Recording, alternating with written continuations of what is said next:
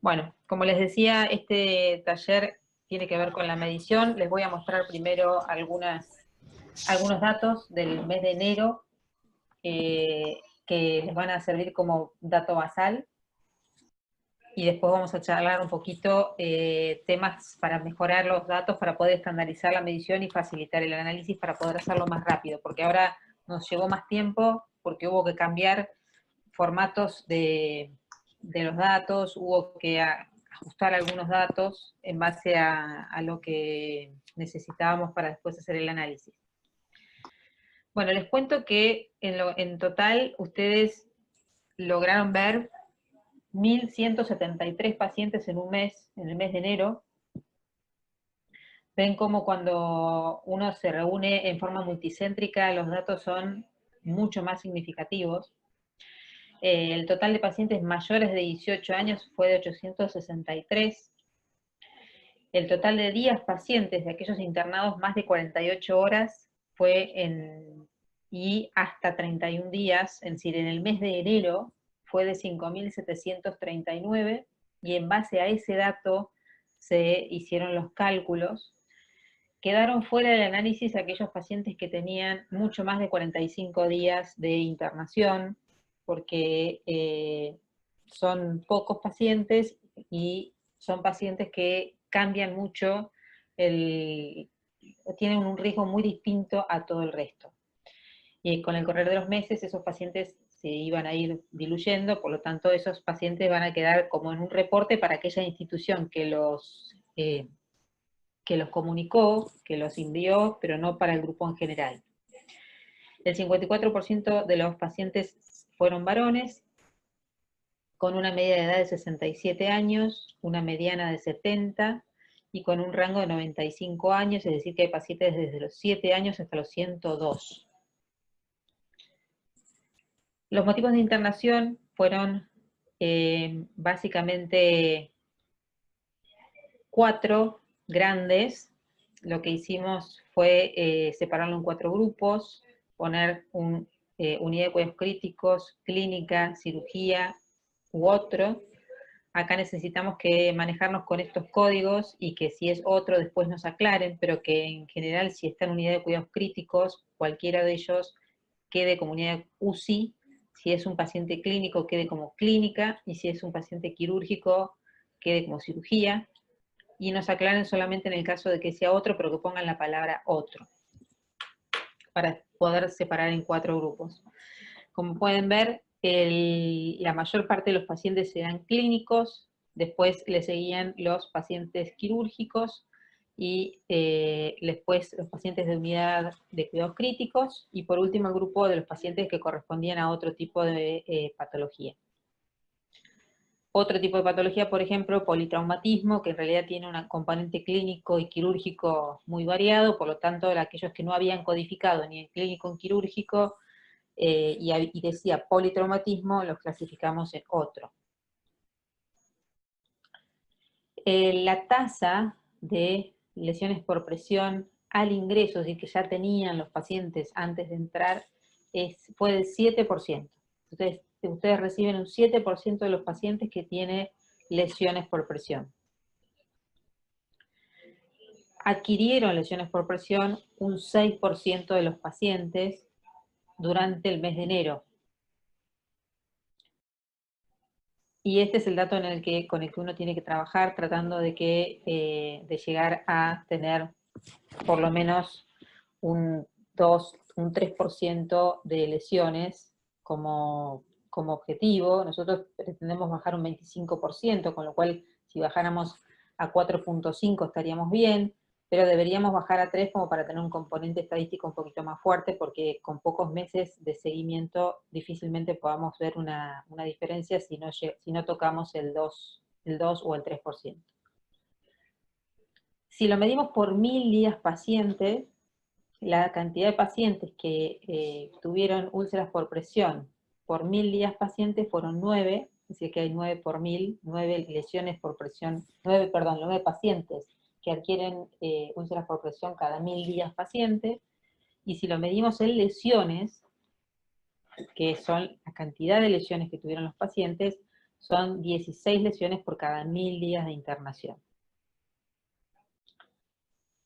Las categorías, afortunadamente, las prevalentes son las categorías 1 y 2, que tienen 41% para la categoría 1 y 41% para la categoría 2, 15% para la categoría 3, 3% para la categoría 4. Como ustedes saben, 3 y 4 deberían desaparecer de nuestros números, así que deberíamos hacer desaparecer este 18% de lesiones durante nuestro trabajo diario.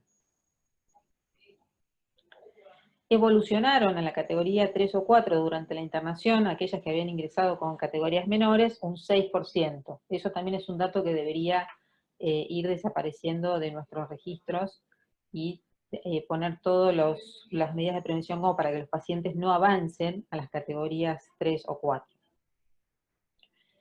Se curaron, y esta es la buena noticia, un 41% de los pacientes, es decir, que en el medio quedaron algunos pacientes que se fueron con lesiones residuales o que pasaron al mes de febrero con lesiones residuales. Esto quiere decir que tenemos un 41% de efectividad en nuestros tratamientos una vez que las lesiones están diagnosticadas o se producen. Eso también podría mejorar, pero no es el objetivo de esta colaborativa. Eso después probablemente lo puedan charlar un poco más entre ustedes, o lo puedan discutir con Sandra en alguna sesión final, pero la idea de esta colaborativa es trabajar en prevención y no sobre el tratamiento. Pero sí creía que era un dato importante para conocer, en cuanto a que muchas veces ustedes están interesados en el tratamiento, y es bueno saber que hoy por hoy los tratamientos tienen un 40 o 41% de efectividad. La tasa de cumplimiento de las medidas de prevención está en el 77% para los cuidados de la piel, es el indicador que mejor resultados tuvo. Recordemos que cuando se trata de medidas de proceso, es decir, medidas de algo que debe cumplirse para llegar a un fin o a un resultado, esas medidas deberían estar arriba del 95%. Por lo tanto, tenemos un margen todavía para mejorar bastante amplio. En cuanto al reposicionamiento, el cumplimiento es del 71%. Estamos hablando de la cantidad de días que los pacientes tienen cumplimiento de estas medidas.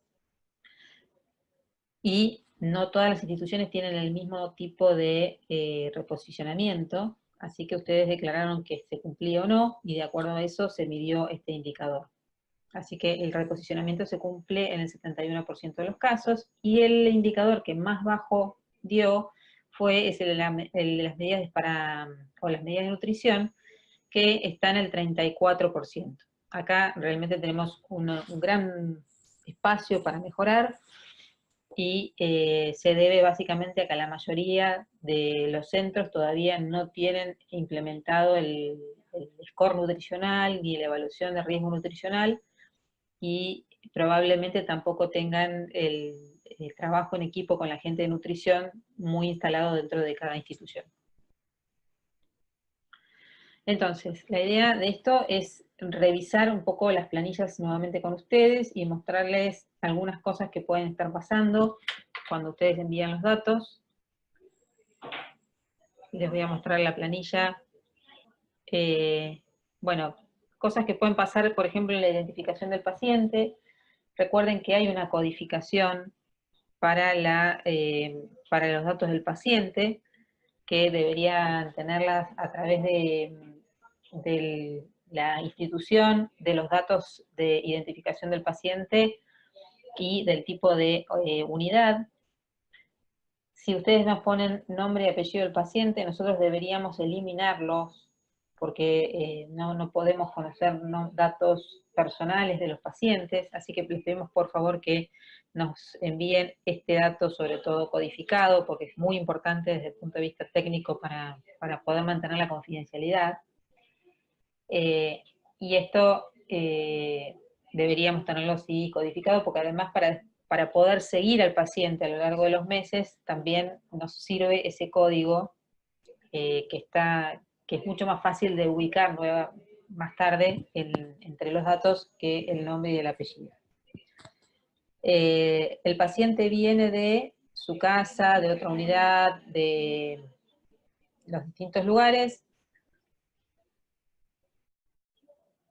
Esto, en lo posible, lo vamos a poner también en 2 o 3 ítems y no más, porque tenemos mucha variación, entonces también vamos a hacer como el tema de clínico, quirúrgico, unidad de cuidados críticos y otros. En este caso será de su casa, de otra institución, o de otro sector en la institución, otros. La fecha de ingreso, dentro de las fichas ustedes tienen año, mes, día, pero la verdad es que como instintivamente uno tiende a poner día, mes y año, hubo quienes lo pusieron de una forma y quienes lo pusieron de otra, así que vamos a ir al formato día, mes, año para todos.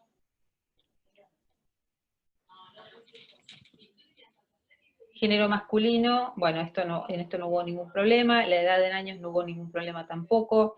El motivo de ingreso, tenían algunos ítems para elegir, pero como les decía, algunas personas pusieron el diagnóstico del paciente, y esto complica porque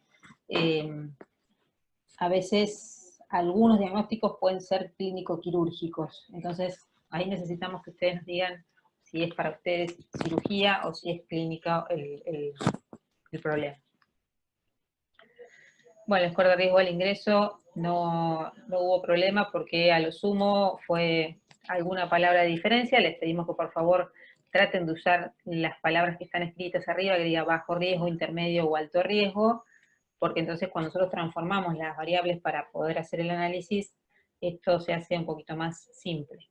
Bueno, entonces después vienen en la planilla aquellos datos que tienen más que ver con los de la unidad. Días de cumplimiento del reposicionamiento, días de cumplimiento de los cuidados de la piel, días de cumplimiento de nutrición, si tiene úlcera al ingreso, si evolucionó la úlcera al ingreso, si tiene úlceras adquiridas y la cantidad total de eventos adquiridos, las categorías y la evolución a categoría 3 o 4 o curación.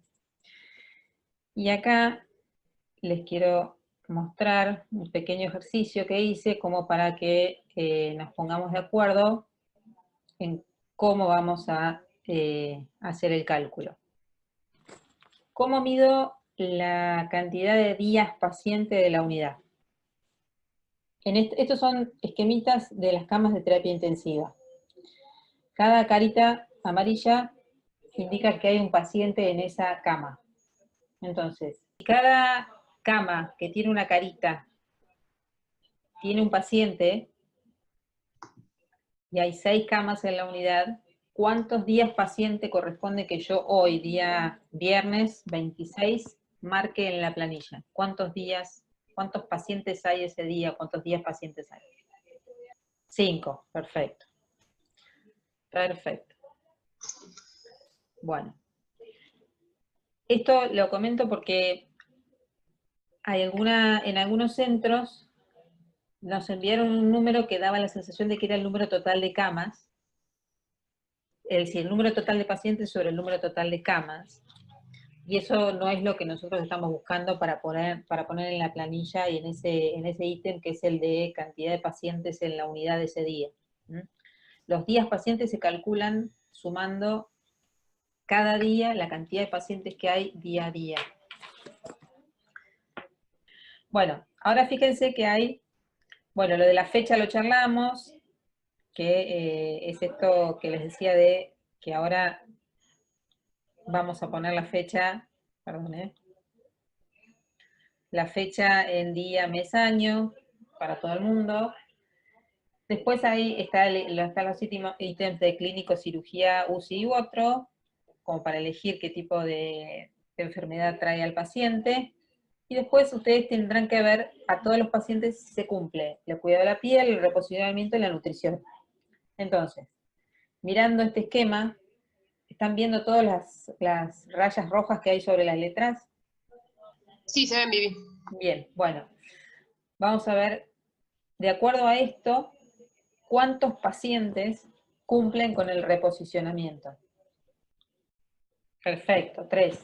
¿Cuántos pacientes cumplen con los cuidados de la piel? Perfecto, 4. ¿Y cuántos pacientes cumplen con la nutrición? Excelente. Excelente, ahí están. Las respuestas les van a quedar en la grabación de lo que se está viendo ahora. ¿Alguno le queda alguna duda sobre esto? En la planilla lo que hay que poner es ese número.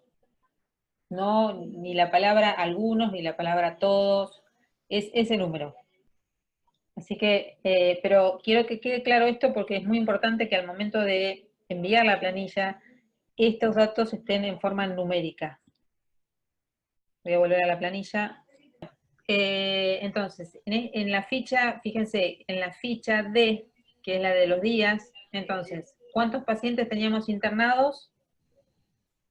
Ahí tendríamos que poner, ¿qué número pongo en ese punto? ¿De acuerdo? 5, ahí está. Perfecto. Entonces, ahí tengo que poner 5. ¿Cuántos pacientes cumplen con las 3 medidas de prevención? Y ahí, Sanatorio Arairse 0. Exacto, porque todos tienen alguna raya roja. Perfecto. Entonces, 0. ¿Cuántos cumplían con el reposicionamiento? 3. Excelente. Bueno, 2 cumplían con nutrición y 4 cumplían con los de la piel. Así deberían ir día por día hasta llegar al último día y ahí hacer la sumatoria. ¿Sí? Muy bien. Con las categorías, bueno, las categorías no hubo, bueno, el total de eventos adquiridos son la cantidad de eventos que tiene el paciente cuando ustedes cierran la planilla del mes, la cantidad de eventos que tuvo. Ahí también hubo alguna discordancia entre la cantidad del total que ustedes señalaban y los que tenían categorías 1, 2, 3.